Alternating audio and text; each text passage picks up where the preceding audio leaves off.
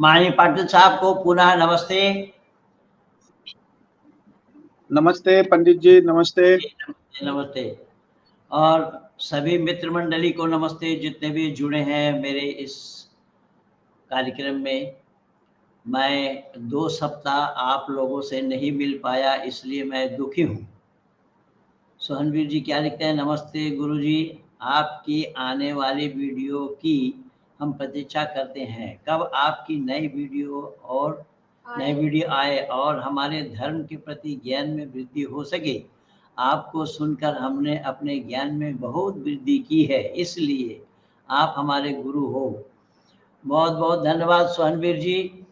आज तो मैं अब रामनवमी के उपलक्ष्य में एक वीडियो आप लोगों को दिया, जो लखनऊ का रहने वाला है, और किस तरीके से एक मौलाना साहब को छकाया उन्होंने। मौलाना साहब झारखंड के हैं, तो ये इस तरीके से चल रहा है।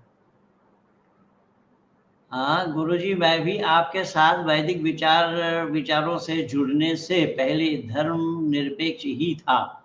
आपसे जुड़ने के बाद मुझे धर्म का वास्तविक ज्ञान प्राप्त हुआ है। मैं सदैव अपने गांव के युवाओं को आपको सुनने के लिए प्रेरित करता हूँ।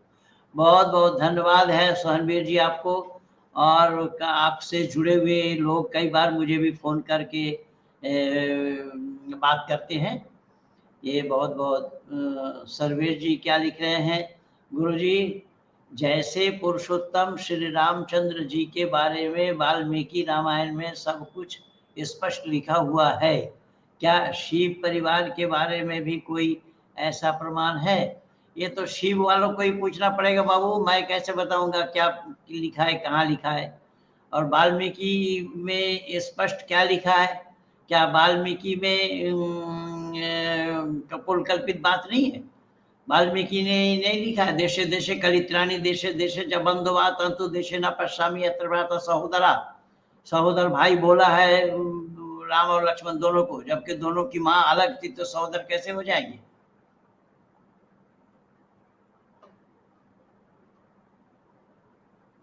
गुरु जी, पुरुषोत्तम श्री रामचंद्र जी हुए योगी राज श्री कृष्ण चंद्र जी के बारे में कोई गलत बोलता है, उसकी बोलती बंद कर देता हूँ, लेकिन शिव परिवार के बारे में अगर कोई कुछ बोलता है तो मैं वहां फेल हो जाता हूँ। क्यों हो जाते हैं? शिव तो नाम परमात्मा का है, और शिव का परिवार कहाँ से आ जाएगा? शिव परिवार के बारे में आप उससे पूछते, शिव परिवार ये तो बिहार से चला है, और ये बिहारियों का ही शिव परिवार है। तो ऐसा थोड़ा ही है, शिव कोई परमात्मा का नाम है, वो परिवार चलाएंगे शिव? क्या आप शिव परिवार से जुड़े हुए हो इसीलिए बोल रहे हो अपने नाम से आर्य लेकर के?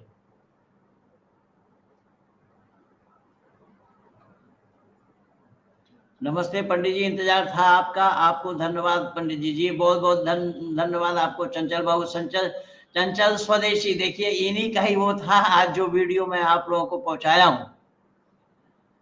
हमारे माननीय कर्नल साहब, ये आज जो सुबह जो वीडियो मैं दिया हूँ, ये चंचल जी का था, चंचल स्वदेशी।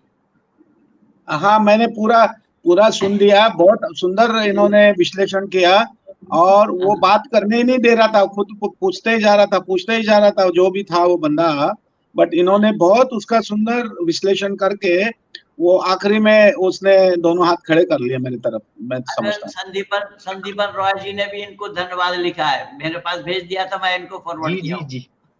जी, नमस्ते नमस्ते पंडित जी, नमस्ते माननीय कर्नल साहब। नमस्ते बाबू, नमस्ते नमस्ते। कहाँ आप? दिखाई नहीं देते। संदीप जी नमस्ते। हाँ जी, नमस्ते नमस्ते नमस्ते जी, नमस्ते नमस्ते, बहुत बहुत धन्यवाद। ये अपने चंचल जी की वीडियो आज सुबह मैं लगाया था, और आपने भी उनको धन्यवाद लिखा, मैं वो भेज दिया था सऊदी अरब से। बहुत अच्छा छकाया है उन्होंने। पीसी चक्रवर्ती सऊदी अरबिया से जुड़े हैं माननीय कर्नल साहब। जी, नमस्ते नमस्ते।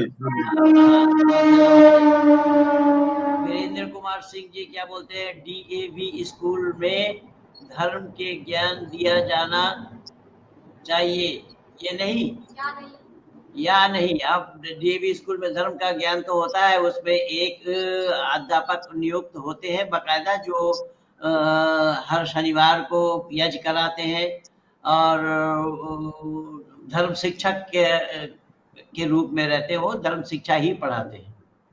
आपको जानकारी नहीं है, आप कहाँ के रहने वाले हैं, डीएवी स्कूल में जाकर के देखिए, जानकारी लीजिए। आदरणीय पंडित जी सादर नमस्ते, और उपस्थित सभी सज्जनों को सादर नमस्ते। बहुत बहुत धन्यवाद आपको सुयाल जी, गणेश सुयाल जी। इसको हटावे, क्या बोल रहा है ये? संदीपन भैया ही है। संदीपन भैया है? हाँ। अच्छा, चेन्नई जाकर के संदीपन भैया बदल गए? नहीं हाँ, माणिकर्ण साहब, संदीपन जी आप चेन्नई में है जी। अच्छा, ठीक है। वहाँ इंस्टीट्यूट में उनका वो अंतिम पढ़ाई चल रही है। जी, हमने भी उधर चेन्नई में वो सोम रिवर है, उधर नदी है, उसके ऊपर काम करने के लिए पिछले 4 साल पहले वो जो रजनीकांत करके जो एक्टर है, उसके मिसेस जो है वो समाज सेवा करते हैं, उनके साथ हम भी जुड़े थे, लेकिन कोविड के कारण वो काम हमारा बंद हो गया। वो नदी पूरा साफ करने का हमने एक प्रकल्प शुरू किया था। जी पंडित जी। हाँ जी, बहुत बहुत धन्यवाद। और ये क्या लॉर्ड दज्जाल क्या लिख रहा है? पंडित जी, मैंने सत्यार्थ प्रकाश पढ़ना शुरू किया है। मुझे लगता है सत्यार्थ प्रकाश को हर एक स्कूल में पढ़ाया जाना चाहिए। बहुत बहुत धन्यवाद हमारे भाई लॉर्ड साहब को।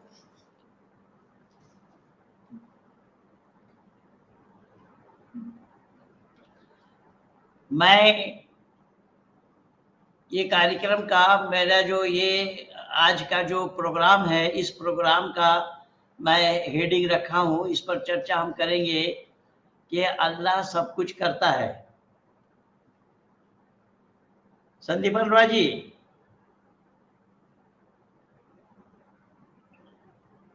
संदीपन जी, हेलो जी। हाँ, मैं आपसे कह रहा हूँ कि आज का जो मेरा प्रोग्राम है, इसका मैं ये नाम रखा हूँ, अल्लाह सब कुछ करता है। जी, अल्लाह सब कुछ करता है, ये बातें सही हैं अथवा नहीं है?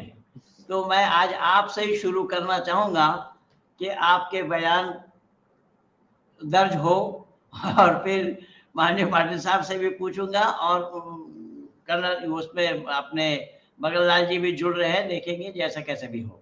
आज वर्तमान भारतवर्ष में, मैं पहले आपको ये बता दूं कि वर्तमान भारतवर्ष में कई दूरदर्शन चैनलों में मैं देख रहा हूं कि एक कंप्यूटर इंजीनियर, और इंजीनियर ही सिर्फ नहीं, वो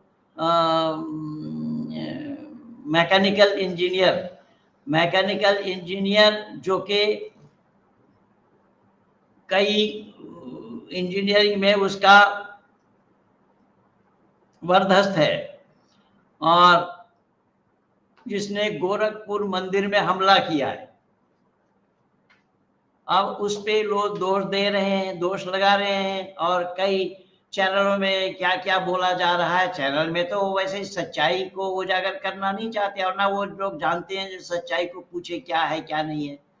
वो जो चैनल में बैठते हैं वो भी सच्चाई से अनभिज्ञ हैं, और जो पैनलिस्ट होते, ये जो एंकर होते हैं, वो भी सत्य से अनभिज्ञ हैं, सच्चाई को ये जानते नहीं है। इस तरीके से इनका काम चल रहा है। आज एक प्रोग्राम मैं अभी देखा कि राहुल गांधी ने एक विवाद खड़ा किया है, और उस विवाद में बंगाल कांग्रेस का अध्यक्ष अधीर रंजन चौधरी भी उस पर मोहर लगाया है। और ये मूर्खता की बात की जा रही है कि हिंदी भाषा को ये ना लिया जाए, हिंदी भाषा पर विवाद छेड़ दिया इन्होंने। और जबकि हिंदी भाषा राष्ट्रीय भाषा है, हमारा राष्ट्र की भाषा हिंदी भाषा है, और इस पर ऋषिवर देव दयानंद ने काम किया है। और ऋषिपद देव दयानंद की मान्यता ये रही, जबकि वो गुजरात के रहने वाले थे, गुजराती भाषा भाषी थे, लेकिन उन्होंने हिंदी को समर्थन करते हुए ये कहा है, लिखा है कि हिंदी एक ऐसी भाषा है, संपूर्ण राष्ट्र को इस भाषा के द्वारा पिरोया जा सकता है। ये विचार ऋषिपद देव दयानंद के हैं। और आज भारत में रहकर, ये भारतीय होकर के भी हिंदी का विरोध कर रहे हैं। और दुर्भाग्य ये है कि बंगाल वाले हिंदी जानते नहीं है, इसलिए विरोध कर रहे हैं। अधीर रंजन भी हिंदी नहीं जानता है, ममता बनर्जी भी हिंदी नहीं जानती है, अगर बोलती है तो टांग तोड़ हिंदी बोलती है। और ये जितने भी हैं ये सब हिंदी नहीं जानते हैं। और हिंदी न जानने का नतीजा ये है कि अपने राष्ट्र को खोखला बनाने का प्रयास इन लोगों के द्वारा किया जा रहा है, जो एक दुर्भाग्यपूर्ण बात है। माननीय अमित शाह जी ने इस पर जो वक्तव्य दिया, उस पर टीका टिप्पणी कई राजनेताओं ने किया है, जो बहुत अच्छी बात नहीं है। ये बहुत दुखद स्थिति है। आज इस पर बहुत अच्छे ढंग से चर्चा होनी चाहिए, चर्चा करनी चाहिए, लेकिन दूरदर्शन में तो अनभिज्ञ लोगों को बुलाया जाता है और एंकर सब अनभिज्ञ है, उस पर चर्चा करे, कौन करे, किस तरीके से करे, कैसे करे, जानकारी होनी चाहिए क्या सच्चाई है। लेकिन वो तो सत्य से कोसों दूर है। जैसे ये इस इंजीनियर को लेकर के किया है, तो आज भी मैं जानबूझ करके ये विषय रखा हूं कि अल्लाह सब कुछ करता है, तो उस पे मैंने लिखा क्वेश्चन मार्क लगाकर, अल्लाह सब कुछ करता है, ये सही है या थोथी बातें हैं, ये मैं लिखा हूं। तो मैं संदीपन रॉय जी से आग्रह करूंगा कि संदीपन जी इस पर अपने विचार देंगे। नहीं देख रहे हैं, तो आइए मैं आप लोगों को ये बताता हूं कि गोरखपुर मंदिर में हमला करने वाले को गुमराह किसने किया। ये जो उसमें जो उस पर दोष लगा रहे हैं, उस पर दोष लगाया जा रहा है। कोई तो ये बोल रहा है कि दिमागी संतुलन उसका बिगड़ गया है, दिमागी संतुलन उसका ठीक नहीं है। बहुत से नेताओं ने कहा है दिमागी संतुलन उसका ठीक नहीं है, ये है भाई। दिमागी संतुलन ठीक नहीं है तो मंदिर को कैसा पहचाना? वो मस्जिद पे भी तो हमला किया जा सकता था, गुरुद्वारा, उसमें गिरजा भी है, गुरुद्वारा भी है, वो कहीं भी हमला कर सकता था। मंदिर पे हमला क्यों हुआ? कैसे ये बता रहे हैं कि उसका दिमागी संतुलन ठीक नहीं है? दूरदर्शन में बैठ करके बोल रही है। ये सब अकल के दुश्मन है। इसीलिए मैं आज ये बताना चाहूंगा आप लोगों को कि आखिर चंचल जी क्या कह रहे हैं? पंडित जी, मैं आपको तोहफे में कंट्रीब्यूशन करना चाहता हूं, पर मेरा ऑनलाइन में कुछ गड़बड़ी है, बहुत जल्द आपको तोहफा दूंगा। जी बहुत बहुत धन्यवाद बेटा आपको, परमात्मा आपको और शक्ति दे, मैं भी यही चाहूंगा। तो मैंने ये निवेदन किया कि आखिर जो वो एक इंजीनियर जिसका दिमागी संतुलन बिगड़ा हुआ है ये बता रहे हैं, और उनको ये पता भी चला है कि विदेश में कई सारे आतंकवादी संगठन के साथ भी उसका लिंक है, तो दिमागी संतुलन कहाँ से उसका बिगड़ा है? और फिर नेपाल के किसी मौलाना से भी उसका संपर्क है। ये मंटू सील लिख रहे हैं, अनेक दिन पर अपना देखा पेलाम अपना के नमस्कार। ये बहुत दिन बाद आपको देखा हूं, आपको नमस्कार, नमस्ते बोलिए बेटा। खैर ठीक है, बहुत बहुत धन्यवाद आपको मंटू शील जी। तो मैंने निवेदन किया कि ये सारा काम उसका जब हो रहा है तो उसका दिमागी संतुलन ठीक है, और जब मंदिर पे हमला किया तो उसका संतुलन, दिमागी संतुलन बिगड़ गया। ये कितनी मूर्खतापूर्ण बात है ये दूरदर्शन वालों की, और दूरदर्शन बैठे जो लोग भाषण झाड़ रहे हैं उन लोगों की। उन्हें ये पूछना चाहिए था एंकर को कि दिमागी संतुलन उसका खराब है, ये मैं मान लेता हूं, पर उसने दिमागी संतुलन खराब वाला मंदिर को कैसे पहचाना? उसकी पहचान में मंदिर क्यों और कैसे आई? और ये मंदिर पे हमला करने की प्रेरणा उसको कहां से मिली? किसने दिया हमला करने का? इसलिए मैं कहना चाहूंगा उसे मंदिर में हमला करने की प्रेरणा कुरान से मिली है। चर्चा कुरान पर होनी चाहिए। कुरान का उपदेश क्या है, उन उपदेशों पर विचार करना चाहिए। पढ़े लिखे लोगों को एकजुटता लानी चाहिए इस पर चर्चा करने के लिए। और जो लोग कुरान पर विश्वास करते हैं, जो लोग कुरान को ईश्वरीय ज्ञान मानते हैं, कलामुल्लाह मानते हैं, उन लोगों के साथ बैठ करके ये निर्णय लेना चाहिए कि सही अर्थों में कुरान कलामुल्लाह है क्या। लेकिन दुर्भाग्य तो यह है कि कुरान में जहां मारो काटो लूटो पीटो की बातें हैं, उसे इकट्ठा करके जब सुप्रीम कोर्ट में दिया गया तो सुप्रीम कोर्ट ने उल्टा जुर्माना लगा दिया वसीम रिजवी पर सुप्रीम कोर्ट के जितने भी जज हैं वो जज धर्म को क्या जानेंगे भला? धर्म के साथ जजों का क्या ताल्लुक है? अब आप कुछ बोलेंगे तो फिर कानूनी अड़चन आएगी कि सुप्रीम कोर्ट के खिलाफ बोला। मैं खिलाफ किसी का नहीं बोल रहा हूं, मैं ये बोल रहा हूं सुप्रीम कोर्ट के जजों को धर्म के बारे में क्या जानकारी है, क्या जानते हैं धर्म के बारे में?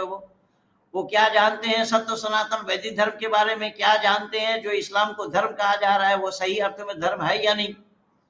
उस पर जो मारो काटो लूटो पीटो की बातें हैं, ऐसी बातों को 26 आयतों पर प्रतिबंध लगाने के लिए जो PIL डाला गया था उस पर उल्टा जुर्माना लगाया और उसी को सुदर्शन न्यूज चैनल में चलाया है आदि आदि। बस सुप्रीम कोर्ट से तो वसीम रिजवी ने ये पूछा कि जहां ये बातें लिखी हुई हैं क्या वो धर्म ग्रंथ हो सकता है? केवल इतनी जानकारी चाहिए थी। अब धर्म के बारे में वो जानते होते तो जानकारी देते। लेकिन दुर्भाग्य तो ये है हमारा कि हमारा देश की जो व्यवस्था है वो व्यवस्था चरमराई हुई है। किस तरीके से क्या करेंगे ये तो दुर्भाग्य है। इसलिए मैं निवेदन कर रहा हूँ, सबसे हाथ जोड़ करके विनती कर रहा हूँ कि ये जो आतंकवादी चिल्ला रहे हैं। और कल मैं देख रहा था एक सपा नेता एक बोल रहा था कि आतंकवादियों का धर्म नहीं होता, जबकि वो अल्लाह अकबर कह के सब काम कर रहे हैं, ला इलाहा इल्लल्लाह मोहम्मद रसूलुल्लाह कह के सब काम कर रहे हैं।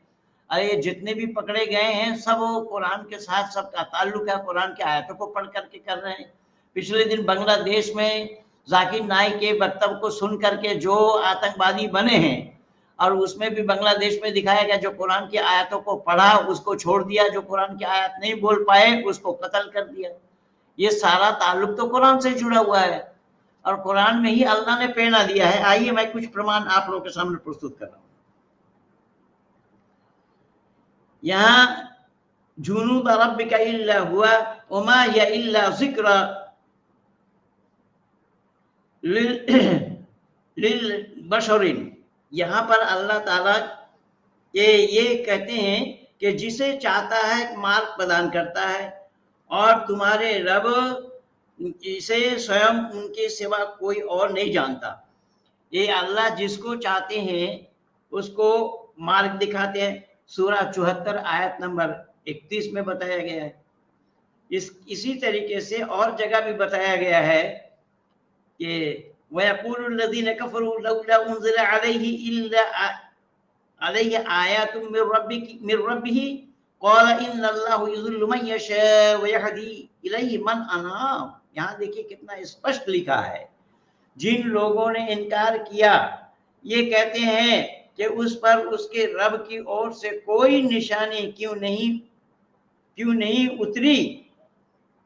कहो अल्लाह जिसे चाहता है पथभ्रष्ट करता है। अब देखिए दुनिया वालों को इस पर गंभीरता से विचार करना चाहिए कि अल्लाह जिसे चाहे उसको पथभ्रष्ट करता है। मैं नहीं कह रहा हूं, कुरान कह रहा है।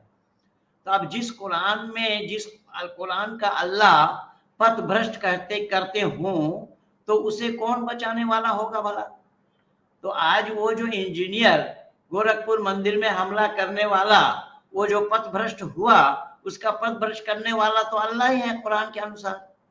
अकॉर्डिंग टू कुरान उसको पथभ्रष्ट करने वाला अल्लाह है, क्योंकि अल्लाह जिसे चाहता है पथभ्रष्ट करता है। अपनी ओर से यह मार्गदर्शन उसी को ही करता है, उसी को रुजू करता है। ये सूरा नंबर 13 आयत नंबर 27 में बताया गया है। आगे और अल्लाह ने जिक्र फरमाया है अफमन ज़ुय्यना लहू सुउ अलैहि क़राउन हसना इन्नल्लाह युज़िल्लु मन यशा व यहदी मन यशा फला तज़हबु नफ्सुका अलैहिम हसरा इन्नल्लाह अलीमुम बिमा यस्नऊन। सूरह नंबर 35 आयत नंबर 8 में अल्लाह ने जिक्र फरमाया, फिर क्या यो व्यक्ति जिसके लिए उसका पूरा कर्म सुहाना बना दिया गया है और उसे अच्छा दिख रहा है, तो क्या वह बुराई को छोड़ेगा? निश्चय। अब देखिए, बुराई को छोड़ेगा जब उसको सुहाना बना दिया है, अल्लाह खुद कह रहे हैं उसके लिए वो सुहाना बना दिया है उस बुराई को, तो बुराई को क्यों छोड़ेगा? निश्चय ही अल्लाह जिसे चाहता है मार्ग दिखाता है, मार्ग प्रशस्त करता है और मार्ग दिखाता रहता है, और जिसे चाहे सीधा मार्ग दिखाता है। अतः उन पर अफसोस करने की तुम्हारी जान ना आती रहे। अल्लाह भली भांति जानता है जो कुछ वो रचता है। अल्लाह जिसको चाहता है गुमराह करता है, जिसको चाहता है हिदायत देता है। जो एक नेक इंसान गुमराह नहीं कर सकता। अच्छा, आज इसकी पड़ताल हो जाए। मैं माननीय कर्नल साहब से हाथ जोड़ करके विनती करूंगा और ये पूछूंगा कि आपसे मैं पूना आया और पूना में मैं कहीं जाना चाहता हूं, आपसे मैं विनती करूंगा कि माननीय कर्नल साहब आप ये रास्ता मुझे बताइए, तो आप सीधा रास्ता बताएंगे या भटकाएंगे? जरा बराए मेहरबानी आप बताइए। पंडित जी सीधा ही रास्ता बताएंगे, भटकाने वाली बात ही क्यों? एक इंसान का फर्ज बनता है, कोई भी अनभिज्ञ अगर कोई इंसान आपको कुछ पूछे तो उसको सही रास्ता दिखाना चाहिए कि भाई इधर से जाइए, इधर से नजदीक है। तो ये बात है। तो रास्ता तो अफसोस तो इसी बात की है कि एक साधारण इंसान, एक नेक इंसान भी किसी को रास्ता भटकाना नहीं चाहता, जिसको रास्ता भटकाते नहीं। अगर जानकारी होगा तो सीधा बता देंगे, जानकारी नहीं होगा तो हाथ जोड़ करके कहेंगे कि भैया किसी और से पूछ लो। ये तो नेक इंसान के काम है। लेकिन अल्लाह का काम क्या है ये देखिएगा। अल्लाह को नेक इंसान भी कहना सही नहीं होगा। अल्लाह उसको रास्ता भटकाते हैं और जिसको चाहते हैं रास्ता दिखाते हैं। अब जिसको चाहते हैं रास्ता दिखाते हैं, जिसको चाहते हैं रास्ता भटकाते हैं। इसमें मैं आज एक और प्रमाण दे रहा हूं, और प्रमाण ये दूंगा कि अल्लाह जिसको चाहते हैं रास्ता दिखाते हैं, तो जिसको चाहते हैं रास्ता दिखाते हैं अगर, लेकिन किसी भी गैर मुस्लिम को अल्लाह रास्ता नहीं दिखाते। ये तो बिल्कुल तयशुदा बात है अल्लाह की कि गैर मुस्लिम को अल्लाह रास्ता नहीं दिखाते। लेकिन आज मैं ये प्रमाण और दे रहा हूं, और अकाट्य प्रमाण दे रहा हूं कि अल्लाह गैर मुस्लिम को ही नहीं, मुसलमानों को भी, दीनदारों को भी अल्लाह रास्ता नहीं, सही रास्ता नहीं बताते। अल्लाह बहुतों को गलत रास्ता बताए हैं, अल्लाह बहुतों को रास्ता भटका दिए हैं। लूत की कौम को देखिए, इसमें नूह की कौम को देखिए, हूद की कौम को देखिए, इब्राहिम की कौम को देखिए। ये जितने भी कौमें अल्लाह की बनाई हुई हैं, उन अल्लाह ने उनको रास्ता भटकाया। एक बात मैं और आज पते की आप लोगों को बता दूं, यद्यपि इससे पहले भी बोल चुका हूं कि अल्लाह ताला की जो पैगंबर है, अल्लाह के पैगंबर, अल्लाह का पैगाम लाने वाला, तो अल्लाह का पैगाम लाने वाला जो अल्लाह का खास बंदा है, तो खास बंदे के पत्नी को अल्लाह ने रास्ता सीधा नहीं दिखाया। अब इससे अंदाजा लगा लीजिए कि क्या मामला है, क्या माजरा है अल्लाह का, कि नूह की पत्नी को अल्लाह ने सीधा रास्ता नहीं दिखाया। नूह की पत्नी भी नूह के साथ नहीं थी, और लूत की पत्नी भी लूत के साथ नहीं थी। तो अल्लाह ने उनको रास्ता भटका दिया। और ये कहा भी गया है, कुरान में ही कहा है कि वो तुम्हारे रास्ते पे नहीं आएंगे, वो रास्ता भटके हुए हैं। ठीक इसी तरीके से हजरत मोहम्मद साहब के 11 चाचा थे, और उनमें से किसी ने भी इस्लाम को स्वीकार नहीं किया। एक चाचा के साथ जो बहुत नजदीकी थी, जिन्होंने हमेशा हजरत मोहम्मद साहब को सराहना किया, उनके सराहना माने उनके काम को समर्थन किया, उनका विरोध नहीं किया, लेकिन उनके मरते समय उन्हें हजरत मोहम्मद साहब ने इस्लाम की दावत देने के लिए गए। लेकिन अल्लाह ने बोला कि ये इस्लाम की दावत मत दो, ये नहीं मानेंगे, मैंने इनको गुमराह किया हूं। अब इससे ये अंदाजा लगा लीजिए कि अल्लाह कितने अच्छे हैं, अल्लाह कितने नेक हैं। अल्लाह की नेक नीति को जरूर जानने का प्रयास कीजिएगा। वाकई में अल्लाह की अगर नेक नीति होती तो जो पैगंबर, जो आखिर ज़मान के पैगंबर हजरत मोहम्मद साहब हुए, इतनी मर्यादा है, इतनी शान है उनकी, और इतना कुछ बताया जाता उनके लिए, और जो चाचा ने उनको आश्रय दिया, जो चाचा ने उनको प्रोत्साहित भी किया, जो चाचा हमेशा उनके सर पर साया बन करके रहे, अब उसके लिए अल्लाह कह रहे हैं कि ये हिदायत नहीं लेने वाले हैं, मैं इनको हिदायत नहीं दूंगा।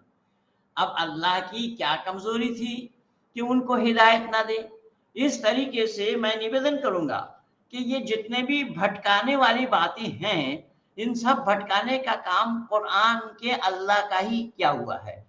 अब ये किसी एक इंजीनियर को पकड़ करके दूरदर्शन में उसको बोला जा रहा है, वो ये किया, वो किया, वो किया, वो किया। अरे वो कहां से किया है उसको बोलो ना, उसकी कुछ जानकारी है तो सामने आओ। उसने प्रेरणा किसने दी, कहां से उसने प्रेरणा ली, किस तरीके से मंदिर में हमला करना चाहिए, ये सब प्रेरणा कहां से मिली? आतंकवादी जो आज इस्लाम के पक्ष में काम कर रहे हैं, और ये अकल के दुश्मन लोग उनको कहे जा रहे हैं कि वो भटके हुए हैं, वो उनका कोई धर्म नहीं होता, आतंकवादियों का कोई धर्म नहीं। जो आतंकवादियों को धर्म नहीं है तो उनको मारने के बाद उनको जलाया क्यों नहीं जाता, दफनाते क्यों हो, उसकी जनाजा क्यों पढ़ते हो? ये जो फांसी लगाई गई भारत भर में, भारतवर्ष के अंदर में, एक दिन 2 लोग मरे थे, एक आतंकवादी की मौत हुई थी और अबुल कलाम जो राष्ट्रपति हमारे थे उनकी भी मौत हुई थी। उनके जनाजे में कितने लोग थे और आतंकवादी के जनाजे में कितने लोग थे? और फिर भी ये कहते हैं आतंकवादियों को कोई धर्म नहीं होता। इन लोगों को क्या बताया जाए, इन लोगों के अकल का क्या दाद दिया जाए? मुझे तो लगता है इन सबको पागलखाना में भेजना चाहिए यार। ये सारा काम दूरदर्शन में बैठे बैठे बोले जा रहे हैं, किए जा रहे हैं, बताए जा रहे हैं, सुनाए जा रहे हैं, उनको रोकने वाला कोई नहीं, उनको सच्चाई बताने वाला कोई नहीं, ना सच बताने वालों को ये लोग बुलाते हैं। तो इस तरीके ये सारा काम चल रहा है। फिर ये जो मैं अभी पढ़ा, ये सूरा नंबर 35 आयत नंबर 8, आगे और अल्लाह ने जिक्र फरमाया, वमा अरसलना मिर रसूलिन इल्ला बिलिसानि क़ौमिही लियुबय्यिना लहुम फयुज़िल्लुल्लाहु मन यशाअ व यहदी मन यशाअ व हुवल अज़ीज़ुल हकीम। सूरा इब्राहिम सूरा नंबर 14 आयत नंबर 4 में अल्लाह ने जिक्र फरमाया है कि हमने जो रसूल भी भेजा उसकी अपनी कौम की भाषा के साथ ही भेजा। अल्लाह ताला ये बता रहे हैं कि हर एक कौम की जुबान में अल्लाह ने रसूल भेजे, जबकि रसूल के बाद 4 आए हैं और चारों रसूल इस्लाम में आए हैं। 5वां रसूल किसी को नहीं माना गया, 5वां रसूल किसी को नहीं बतलाया गया। मैं तो बोला हूं कि संस्कृत भाषा में कोई रसूल अल्लाह भेजा है क्या? संस्कृत छोड़ो, हिंदी में बता दो, हिंदी में कोई रसूल अल्लाह ने भेजा है क्या? कोई इस्लाम वाला सामने नहीं आया है आज तक मेरे सामने, और ना आने की हिम्मत है इनमें।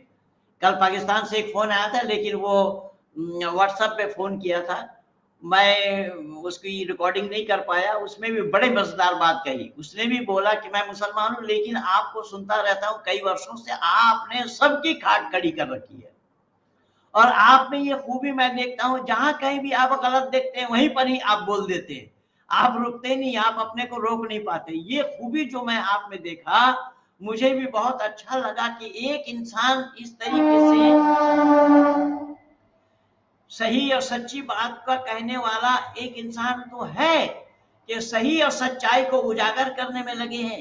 एक पाकिस्तानी मुसलमान कह रहे हैं बात को।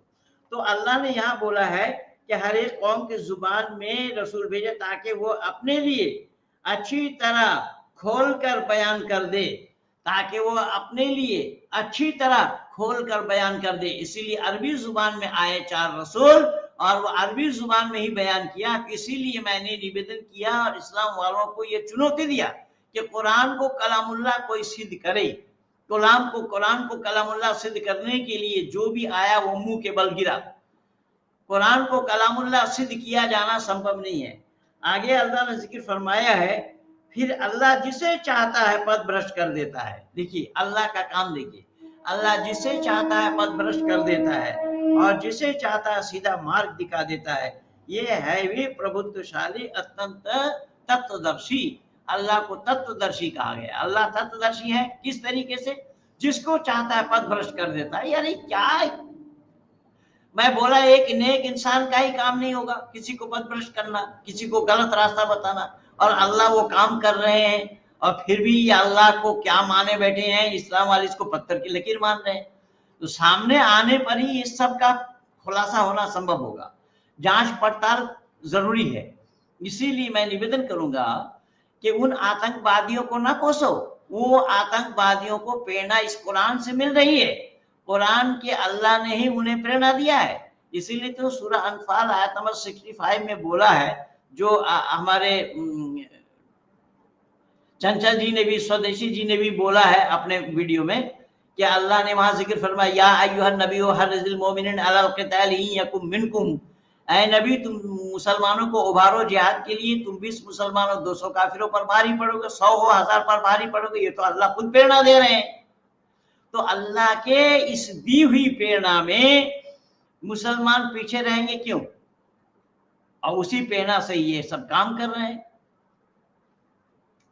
दीपक आर्य जी क्या लिख रहे हैं? आचार्य जी मैं भी शास्त्रार्थ करना सीखना चाहता हूं। बड़ी अच्छी बात है, सीखिए, कौन मना कर रहा है? आपको रोका है किसी ने? क्या आपको किसी ने रोका है क्या? देवी सिंह क्या कह रहे हैं? गुरुजी नमस्ते, रामचंद्र जी का राम जन्म बहुत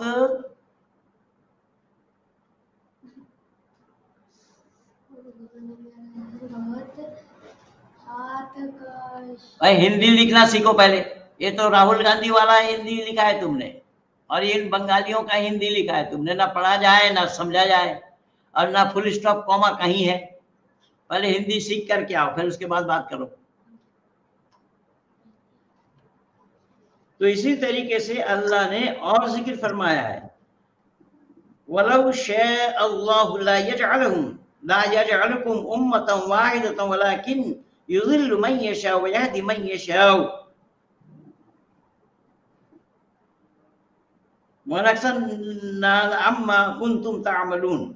सूरह आयत नंबर 93 में अल्लाह ने बताया, अल्लाह यदि चाहता तुम सबको एक ही ग्रोह में कर देता।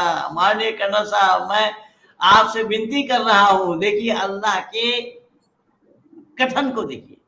अल्लाह ने कहा कि मैं अगर चाहता तुम सबको एक ग्रोह में कर देता। अल्लाह को किसने मना किया? अल्लाह ने नहीं चाहा। क्यों नहीं चाहा? अल्लाह चाहता होता तो ये हिंदू मुसलमान वाली झगड़ा कैसे देखता? मंदिर पर हमला क्यों करते, कैसे करते? बांग्लादेश के दुर्गा पूजा के अवसर पर मंदिरों को तो क्यों तोड़ा जाता?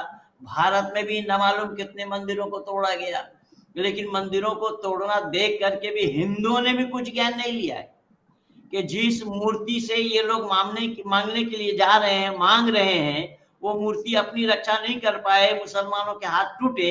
उसी जो मूर्ति खुद कह रही है जनता से कि हम तुम्हारे रक्षक नहीं है, तुम ही हमारे रक्षक हो, तथापि ये उन्हीं से मांगने के लिए जा रहे हैं। ये अकल के अंधे और गांठ के पूरे हैं। इसीलिए वेद में मना किया है कि ऐसा ना करो, ऐसा करोगे तो उनको अंधा कहा जाएगा। अंधंत में प्रविशंति मंत्र आया यजुर्वेद के अंदर में। तो यहाँ गुमराह बना देता है अल्लाह, जिसको चाहता है गुमराह बना देता है, परंतु तुम जिसे चाहते हो गुमराही में छोड़ देते हो। जिसे चाहता है, जब तुम जिसे चाहते हो गुमराही में छोड़ देते हो। जब अल्लाह इस काम को कर रहा है, अगर इंसान कोई गुमराही में छोड़ दे रहा है तो ये इसमें कौन सी गुनाह की बात है? अल्लाह तो खुद गुमराही में छोड़ रहे हैं, अल्लाह खुद गुमराह कर रहे हैं और सीधा मार्ग दिखाता है। तुम जो कुछ भी करते हो उसके विषय में तुम्हें अवश्य पूछा जाएगा। तो ये अवश्य पूछा जाएगा, ये अल्लाह खुद कह रहे हैं। उसको गुमराह करके भी अल्लाह उसको पूछेंगे। अब देखिए अल्लाह का तमाशा, ये तमाशा खेल अल्लाह का है। उसको गुमराह भी करेंगे और उससे पूछेंगे। उसब्बितुल्लाहुल्लज़ीना आमनू बिलक़ौलि साबित फिल हयात दुनिया व फिल आखिरह व युज़िल्लुल्लाहु ज़ालिमीन व यफ़अलुल्लाहु मा यशाअ। सूरह नंबर 14 आयत नंबर 17। सूरह इब्राहिम का आयत नंबर 27 में अल्लाह ने बोला, ईमान वालों को अल्लाह सुदृढ़ बात के द्वारा सांसारिक जीवन में भी परलोक में भी दृढ़ता प्रदान करता है और प्रत्याशियों और अत्याचारियों को अल्लाह विचलित कर देता है और अल्लाह जो चाहता है सो करता है। अब अल्लाह जो चाहता है सो करता है, तो अल्लाह को रोकने वाला कौन है? या अल्लाह की प्रेरणा से जो आतंकवादी इस काम को कर रहे हैं, इसके लिए दोषी कौन है? अल्लाह जो चाहता है सो करता है, तो फिर मजनू क्या करेगा? देखा नहीं लैला मजनू वाली फिल्म में, उसके सामने से लोग चले जा रहे हैं, वो बालू में रेत में लिख रहा है, अरे नमाज पढ़ रहे हैं तुम इसके सामने कर रहे हो, नमाज पढ़ रहे हैं उसको ये ध्यान है उसको ये ध्यान है, अल्लाह की तरफ ध्यान नहीं है। तो ये सारा काम दुनिया के लोग देख रहे हैं, समझ रहे हैं, जान रहे हैं, जानने का प्रयास कर रहे हैं, सच्चाई से कोसों दूर है। इसी तरीके से अल्लाह ने और जिक्र फरमाया है, इन्ना अरसलना अलैहिम रियाहन सरहम सराम फी यौमिन नासिम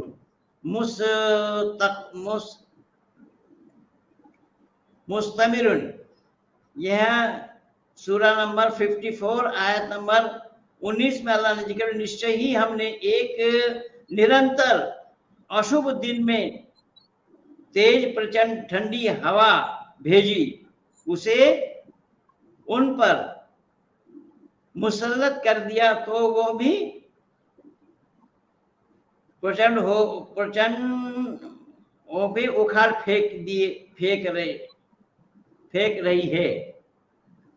इस तरीके से ये मानो वो उखड़े खजूर की पेड़ हैं। फिर कैसे रही मेरी यातना और मेरे डरावे, यानी अल्लाह यातना भी दे रहे हैं और डरा भी रहे हैं। केवल इतना नहीं, और हमने कुरान को नसीहत के लिए अनुकूल और सहज बना दिया, फिर क्या है कोई नसीहत हासिल करने वाला? अल्लाह का नसीहत ये देखिए क्या है। इस तरीके से अल्लाह ने जिक्र फरमाया सूरा नंबर 54 आयत नंबर 19, 20, 21, 22, 23, 22 तक। इस तरीके से ये अल्लाह का सारा काम है। तो अल्लाह जिसको चाहते हैं हिदायत देते हैं। सही अर्थों में अल्लाह करते हैं क्या? अल्लाह अगर करने वाले होते तो शैतान को ही हिदायत देते, लेकिन नहीं दे पाए। अल्लाह अगर करने वालों में से होते तो आदम को जिस फल को खाने के लिए मना किया उसे भी रोक नहीं पाए। अनेक प्रमाण इस तरीके से है, इसलिए मैं रात भर अगर बोलता रह जाऊंगा समाप्त होने वाला नहीं है। किंतु कि पूरी कुरान 30 से पारा है। और मैं निवेदन कर रहा हूं, इस संदर्भ में संदीपन रॉय जी की भी तैयारी आप लोगों को देखना चाहिए कि हमारे बच्चों ने किस तरीके से मेहनत किया है, जबकि अरबी भाषा से कोई ताल्लुक नहीं, लेकिन किस तरीके से अपनी मेहनत से उन्होंने काम किया है। विजय जी क्या कह रहे हैं? विजय कुमार जी, पंडित जी आप सच्चे अर्थों में मानवता के सच्चे प्रहरी हैं। किसी को अविद्या को दूर करना महान कार्य है। विजय आर्य, थर्मल कॉलोनी पानीपत, क्या बात है, क्या बात है। थर्मल कॉलोनी पानीपत वालों ने मुझे सम्मानित किया था पिछले दिनों में, कर्नल साहब। जी। ये पानीपत थर्मल कॉलोनी वालों ने मुझे सम्मानित किया था, इतना बड़ा प्रशस्ति पत्र लिख करके दिया था वहां के मुनि जी ने। पानीपत नाम से ही हमारा सीना बड़ा हो जाता है। पानीपत तो इतिहास। जी बिल्कुल इतिहास है। हाँ, तो मैं पहले संदीपन जी से विनती करूंगा कि आप कुछ बताएं, क्योंकि समय मैं ज्यादा नहीं लूंगा, आज 9 बजे ही समाप्त करना ही होगा। जी। तो मैं यही कहना चाह रहा हूँ, ये तो कुरान में भरा पड़ा है इसीलिए तो मैं बोल भी रहा हूँ। आपने भी बहुत सारा दलाइल दिया। हाँ, एक मैं भी दे देता हूँ कि सूरा आराफ आयत नंबर 178, मैं यहदिल्लाहु फहुवल मुहतदी व मैं युद्लिल फउलाइका हुमुल खासिरून। जैसे जिसे अल्लाह मार्ग दिखाए वही सीधा मार्ग पाने वाला है, और जिसे वह मार्ग से वंचित रखे तो ऐसा ही लोग घाटे में रहने वाले हैं। अब यहाँ से ये बात पता चली कि अल्लाह ही मार्ग दिखाता है। और आपने भी माननीय कर्नल साहब से मैं गुजारिश करूंगा, देखिए संदीपन रॉय जी की एक हमारे इंजीनियर साहब की बात को जरा गौर से सुनने की कृपा करें। ये पढ़ करके ही बतला रहे हैं अल्लाह ने क्या बोला। जी बोलिए। नहीं, मैं तो पंडित जी कहता तो हूँ कि यहाँ संदीपन बताया राय जी है। का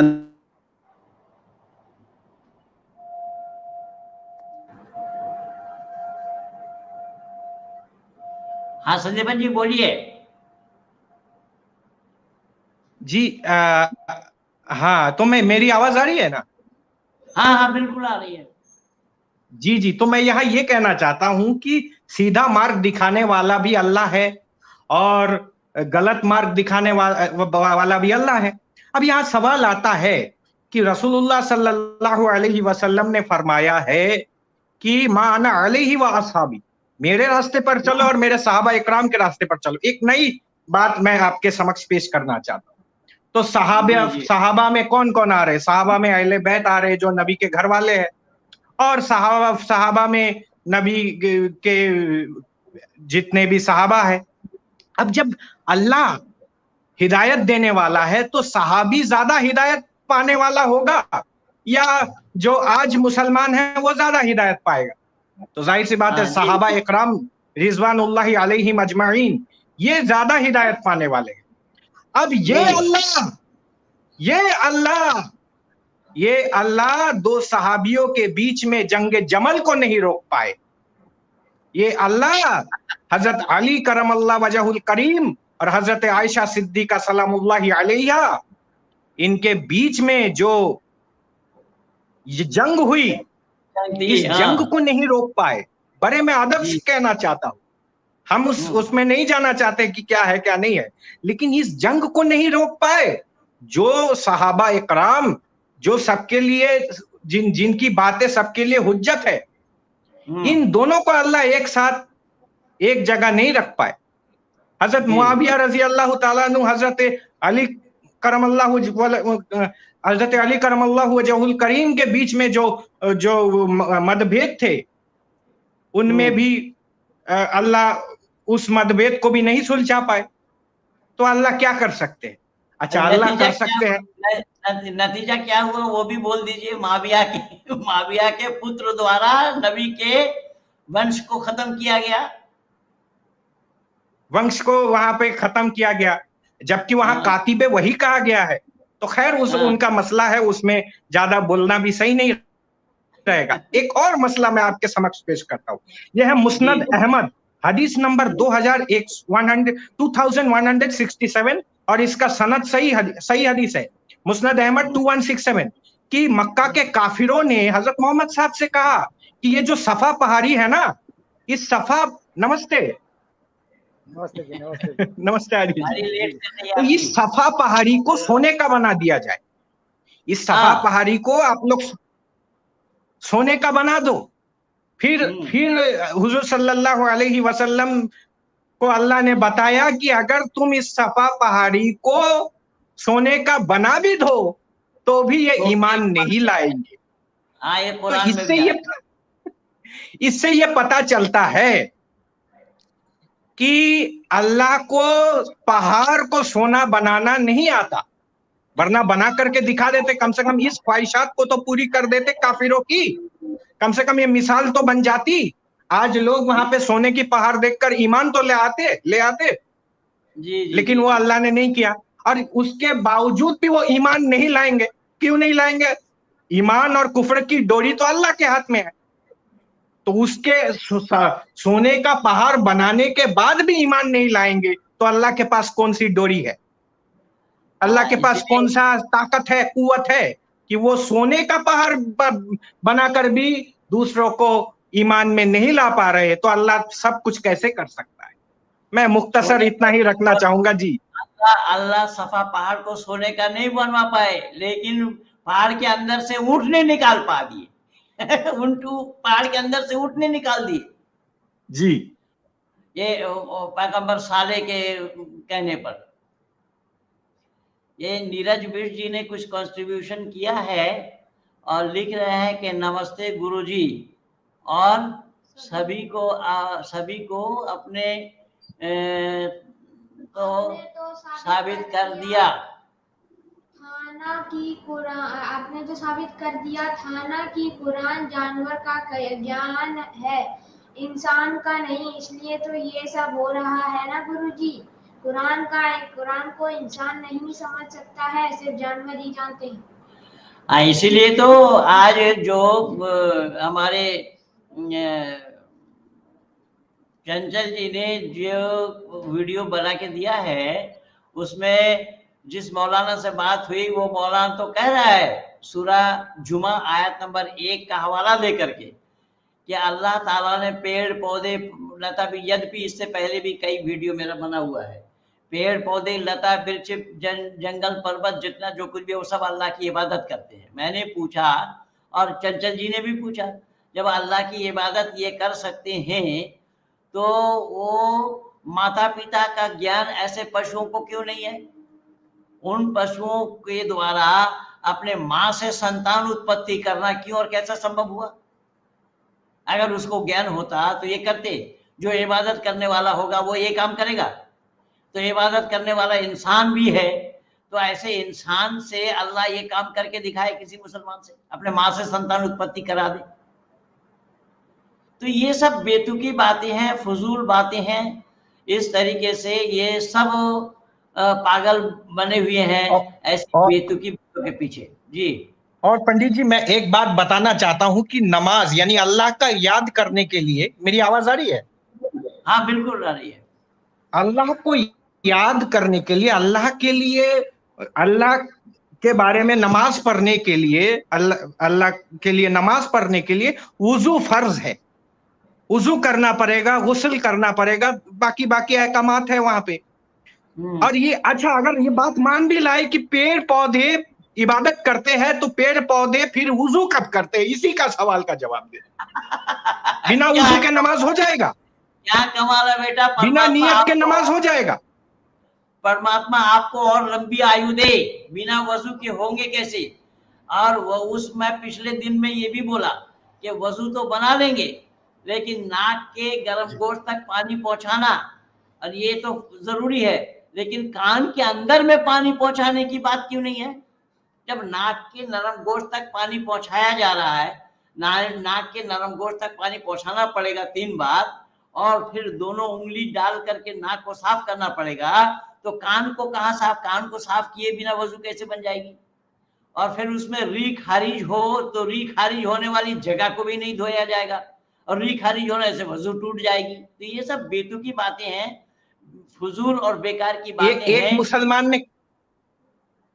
एक मुसलमान ने कहा, नहीं जी आप नहीं समझते। मैं बोला क्या नहीं समझता? बोलिए, देखिए हाथ का मुंह के साथ एक्सेस ज्यादा है, मुंह ज्यादा जल्दी हाथ मुंह ज्यादा जल्दी मुंह के पास जा सकता है या उस जगह में जा सकता है? बोला नहीं, मुंह के पास जा सकता है। मैं बोला मुंह और नाक को ज्यादा पाक रखना जरूरी है या केवल उस जगह को पाक रखना जरूरी है? मैं बोला मुंह और नाक को ज्यादा पाक रखना जरूरी है। तो बोला उसूल ये बना कि मुंह और नाक को, हाथ भी बहुत अच्छे से मुंह और नाक तक पहुंच सकता है, और मुंह और नाक को ज्यादा पाक रखना चाहिए। तो देखिए जब हवा खारिज हुई तो वो जो गंध आया, उससे तो उसके नाक और मुंह में जो निजासत चली गई, उस निजासत को साफ करने के लिए वजू किया। मैं बोला भाई अपने बात पर कायम रहो। मैंने बोला अच्छा भाई साहब, अगर यही तर्क है तो जहां से हवा निकला उसके पीछे जो नमाज पढ़ रहा है उसके लिए वुजू फर्ज नहीं है? आओ कौन आ रहा है? और जवाब नहीं दे पाया। जो नमाज आसपास पढ़ रहे हैं, जिनके नाक और मुंह में चला गया वो गंध, उनके लिए वुजू फर्ज नहीं है? तो फिर जवाब नहीं दे पाया। इसी प्रकार नहले पर नहला देना पड़ेगा। जी, ये बिल्कुल सही बात है। ये तो सच्चाई से कोसों दूर है ना, सच्चाई के नजदीक आना नहीं चाहते। सच्चाई इसीलिए आज दुनिया में सत्य को उजागर करना ही एकमात्र उद्देश्य होना चाहिए। मानव मात्र के पास सच पहुंचना चाहिए। असत्य जहां कहीं भी है उस असत्य को दुनिया से मिटाना चाहिए, असत्य का उजागर करना चाहिए। इस पर ऋषि दयानंद की मान्यता है, अविद्या का नाश और विद्या की वृद्धि करनी चाहिए। अर्थात अविद्या का नाश जब तक आप नहीं चाहेंगे, नहीं करेंगे, तो विद्या की वृद्धि नहीं हो पाएगी। यही कारण है कि आज अविद्या में ही धरती आच्छादित है, और अविद्या को मिटाने के लिए विद्या की वृद्धि सबको मिल करके करनी चाहिए, सबको उजागर करना चाहिए सच्चाई को। इस सच्चाई को जब तक उजागर नहीं करेंगे, तर्क के साथ जब आप तथ्य को सामने प्रस्तुत नहीं करेंगे, तो सच्चाई लोगों के पास आएगी कहां से? और यही काम मेरे करने से आज जो युवा पीढ़ी देख रहे हैं, आज एक शिया मुसलमान जो इस्लाम को अलविदा कह दिया, बनारस ये पूना का है, और मैं अगले जुमा में सुबह 10 बजे उनके चैनल में आ रहा हूँ। माननीय पाटिल साहब का नंबर उनको दे दिया हूँ, संपर्क हो जाएगा। पाटिल साहब को भी उनका नंबर दिया हूँ, उनका नंबर, पाटिल साहब का नंबर भी उनको दिया हूँ। तो ये सब हो रहे हैं। आज तो एक मुसलमानों की बाढ़ आई हुई है। तो ये सब देख रहे हैं, जो युवा पीढ़ी सच्चाई को जान रहे हैं, समझ रहे हैं। पाकिस्तान से भी यही बात तो मुझे कह रहे हैं लोग। तो इसी तरीके से केवल भारत में ही नहीं, संपूर्ण विश्व के आंगन में इस सच्चाई को लोग जान रहे हैं, समझ रहे हैं, परख रहे हैं, और परख करके असत से अपनी दूरी बना रहे हैं। यही तो कारण बना। तो संदीपान रॉय जी बिल्कुल सही कह रहे हैं, माननीय इंजीनियर साहब। और माननीय इंजीनियर साहब अपने विचारों को किस तरीके से आप लोगों के सामने उजागर किए हैं। आर्य जी में कुछ अस्थिरता मैं देख रहा हूँ। आर्य जी में अस्थिरता क्यों है? क्यों ये आ गया है ना, ये आ गया इधर, ये आ गया इधर, इसके लिए। हाँ, तो वो तो आएगा ही, वो आने के लिए आया है वो। हाँ, नमस्ते दादा, नमस्ते। वो आया ही इसी काम के लिए है। तो उसको आने से आपको नाराजगी क्यों है? आपकी नाराजगी नहीं होनी चाहिए। जी जी जी जी जी। हाँ, आप कुछ बताना चाहेंगे? नहीं, मैं अभी क्या विषय था, मेरे ध्यान, हाँ, मैं साइड से थोड़ा लेट आया था आज। हाँ, कोई बात नहीं। मैं ये कह रहा हूँ कि संदीपन जी ने जो तथ्य प्रस्तुत किया है, मैं उनके लिए कहा कि आज बच्चे अपने को एक ही इंजीनियर, एक मैकेनिकल इंजीनियर, एक मैकेनिकल इंजीनियर वो है जो गोरखपुर मंदिर में तोड़-फोड़ किया है, हथियार लेकर के पुलिस वालों को मारा आदि आदि। और एक मैकेनिकल इंजीनियर हमारा संदीपन रॉय है। किस तरीके से ज्ञान बांट रहे हैं, किस तरीके से वो उजागर कर रहे हैं कि कुरान में क्या क्या है। ये सब बातें लोकालय में आ रही है, जनता जनार्दन समझने का प्रयास कर रहे हैं। तो आपने इनके विचारों को सुना, तो क्या कहना चाहते हैं आप? जल्दी में कहिए, फिर माननीय कर्नल साहब के पास आऊंगा मैं।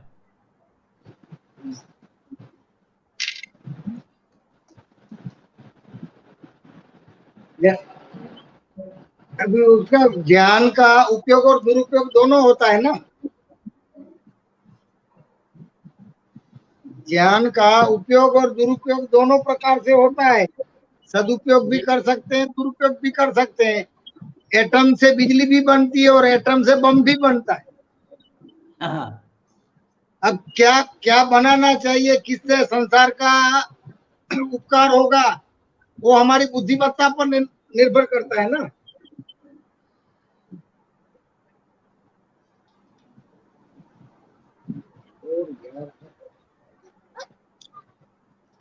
आप खिलाइए इसको। माननीय कर्नल साहब से विनती है, माननीय कर्नल साहब, आपने संदीपान रॉय जी के विचार पूरा सुने और कई लोगों के भी विचार आप सुने हैं, और आपसे मैं गुजारिश करूंगा, प्रार्थना करूंगा कि ये आज एक इंजीनियर वो है जो मंदिर में हमला कर रहे हैं, एक इंजीनियर ये है जो अपने भाषा ना होने के बाद भी उस अरबी जुबान में पढ़ करके सुना रहे हैं, अरबियन इतिहास बता रहे हैं।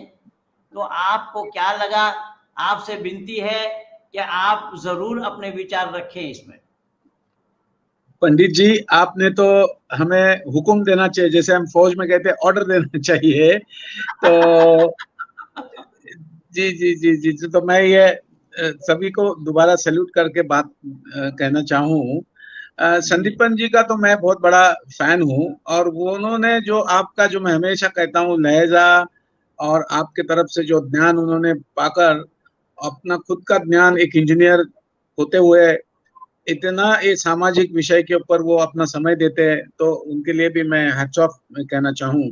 पंडित जी, आपने अभी थोड़ी देर पहले जिक्र किया था, पाकिस्तान के कॉलर ने आपकी बड़ी स्तुति की, आपके बारे में बड़े अच्छे शब्द बोले उन्होंने, लेकिन मैं देख रहा था पाकिस्तान में अभी वहां तो होली खेली जा रही है, वहां पतंग उड़ा रहे, और हमारे यहाँ यूपी में किसी सनातन भाई या जो भी भाई है, उसने किसी मुसलमान को थोड़ा सा रंग लगा दिया, तो थोड़ी देर के बाद उसके तो टुकड़े टुकड़े कर दिए। ये क्यों ऐसा, मतलब, और उसके पीछे प्रेरणा तो कोई प्रेरणा है जो आप इससे पहले पौना घंटा बाद बता रहे हो, प्रेरणा कोई तो प्रेरणा होगी। अभी जो हमने जो कश्मीर फाइल पिक्चर मैंने जो देखी, तो हालांकि 89 में 89 में मेरा तो 2 बार वहां पोस्टिंग हुआ था, पहले तो 70 में 1970 में, और उसके बाद में 86 में। तो 89 में हमने भी पत्थर खाए हुए इन लोगों के।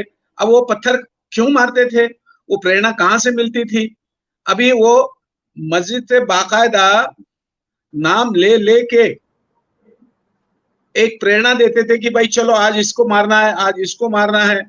जैसे कितने सारे गरीब, मतलब इंसान, जो गरीब नहीं शब्द सही मायने में, बहुत सारे हिंदुओं को वहां उन्होंने मारा, उसकी प्रेरणा क्या थी?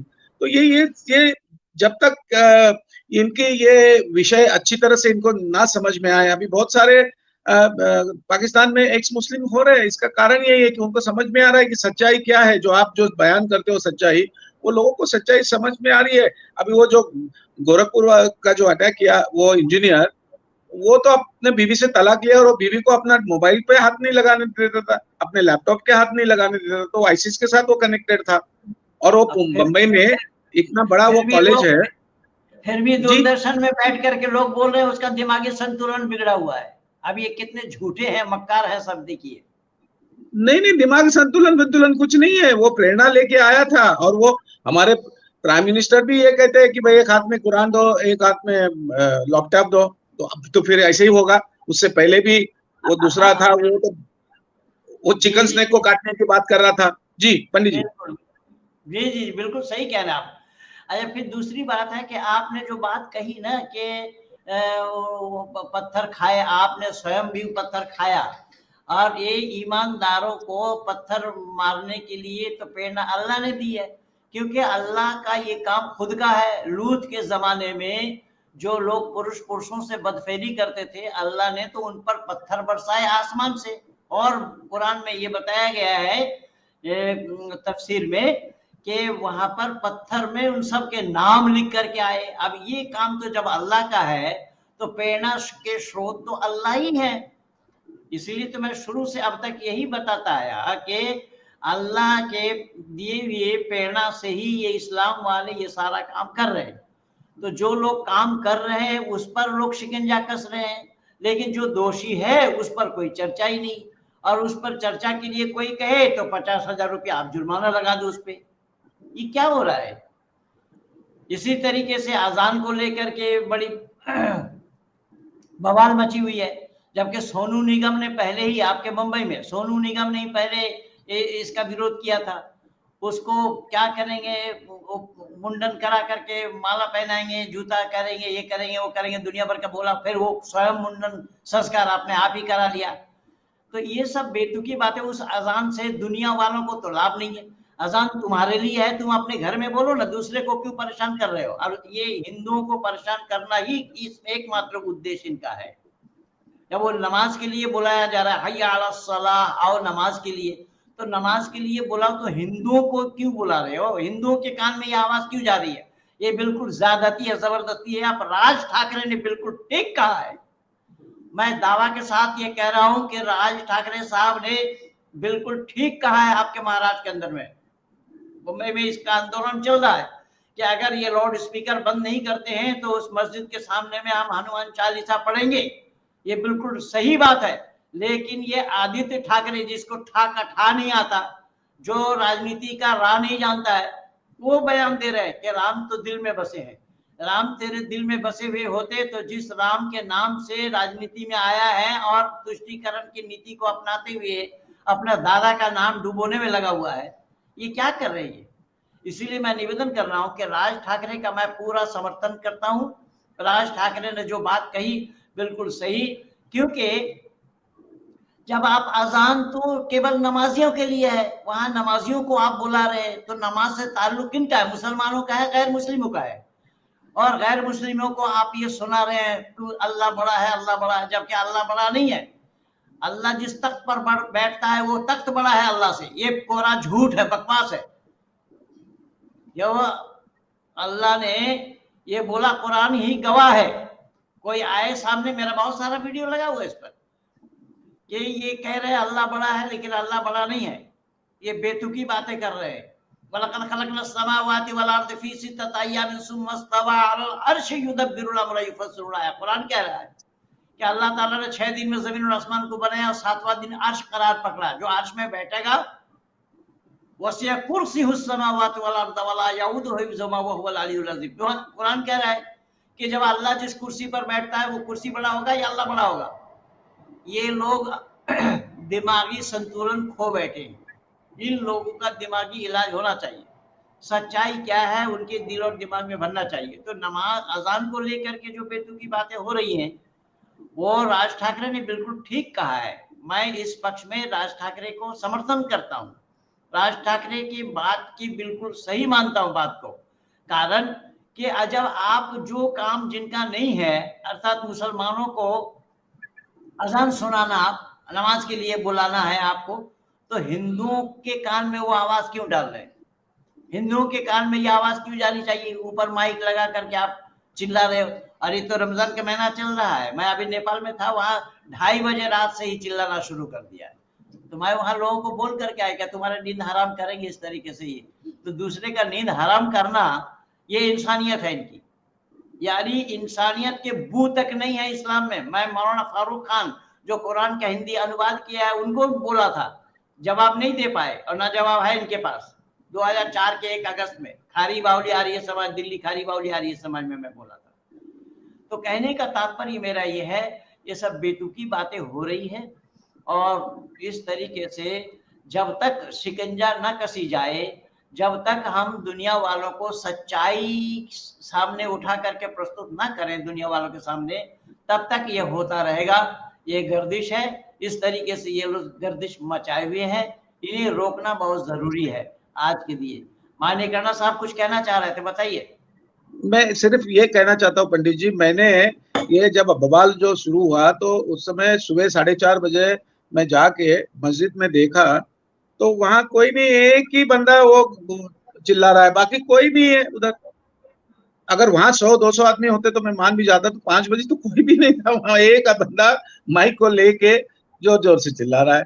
तो मतलब जैसे आपने सही कहा कि सुबह क्यों तंग कर रहे हो सब दुनिया को। तो आप तो सनातन संस्कृति की तो बात करते हो, वो तो किसी को भी आप तकलीफ नहीं देना चाहते। मतलब जबान से भी किसी को गलत शब्द नहीं बोलना चाहिए। जो आप समझाते हो हमें, सब जो आप बताते रहते हो, जो हमें ज्ञान देते हो कि कीट पतंग सबको आप मान्यता देते हो, सबके आप सेवा करने की बात करते हो। तो ये पता नहीं, मैं 5 बजे जाके देखा, 4:30 बजे से लेकर 5 बजे तक, तो वहाँ एक बंदा बैठा है, वो अनाउंस करे जा रहा है वो, और एक मौलवी बोल रहा है वो 4 मिनट को क्या तकलीफ होती है आप लोगों को, 4 मिनट।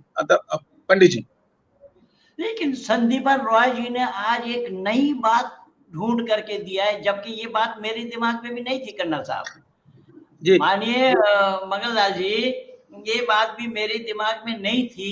आज संदीपन जी ने एक नई बात की इजाद की है। वो नई बात ये है कि अगर अल्लाह का कहना ये है कि पेड़ पौधे लता वृक्ष पहाड़ पर्वत ये सब अल्लाह की इबादत करते हैं, तो इंसान को इबादत करने के लिए उसे वजू बनाने की जरूरत है। तो पेड़ पौधे लता वृक्ष पहाड़ पर्वत वो वजू कैसे बनाएंगे? और बिना वजू के वो इबादत कैसे करेंगे? एक नई बात है, ये मुसलमानों के दिमाग में बात नहीं आई है। ये आज संदीपन रॉय जी ने बहुत अरपे अंदाज से इस सवाल को उठाया है और मैं दावा के साथ ये कह रहा हूं कि इस प्रकार से इस सच्चाई का उजागर करना हमारा और आपका सबका मकसद और उद्देश्य होना चाहिए कि जिससे कि हम मानव समाज के बीच में ये विचार दे करके मानव समाज को भी सत्य के साथ रूबरू करा सकें। और इसी काम के लिए मैं ये मेहनत कर रहा हूं, जिसपे आप लोग मेरे साथ जुड़े हुए हैं। आप लोग बिल्कुल मेरे ऊपर हाथ रखे हुए हैं और आप लोगों के बर्दाश्त होने के कारण मैं यहाँ तक पहुँच पाया हूँ। मैं माननीय कर्नल साहब का, माननीय मंगलदास जी का और संदीपान रॉय का, सबका मैं शुक्रिया अदा करता हूँ कि आप लोगों ने इस सच्चाई को जाना, समझा, परखा। आज तो चंचल कुमार जी का भी मैं वो उजागर किया हूँ, वीडियो छोटा सा लगा दिया हूँ, और चंचल ने कहा भी इस बात को, कहते मौलाना क्या कहते हो, सूरज तो अनादि, हमारे यहाँ सूर्य चंद्रमा सा उधाता है, यथा पूर्व में कल्पयत बोला गया है, ये पहले भी था और आगे भी रहेगा। तो इन सच्चाई को ये लोग कहाँ जानते हैं, सच्चाई से ये कोसों दूर है। तो हम और आप मिल करके सच्चाई को जन जन तक पहुंचाकर मानव मात्र का चहुमुखी विकास या मानव मात्र का कल्याण करें। इन्हीं शब्दों के साथ मैं अपने वाणी को यहीं पर ही विराम देना चाहता हूँ। आप सब शुक्रिया अदा करते हुए, धन्यवाद करते हुए, वंदन करते हुए, अभिनंदन करते हुए, हाथ जोड़ करके विनती करता हुआ मैं कार्यक्रम को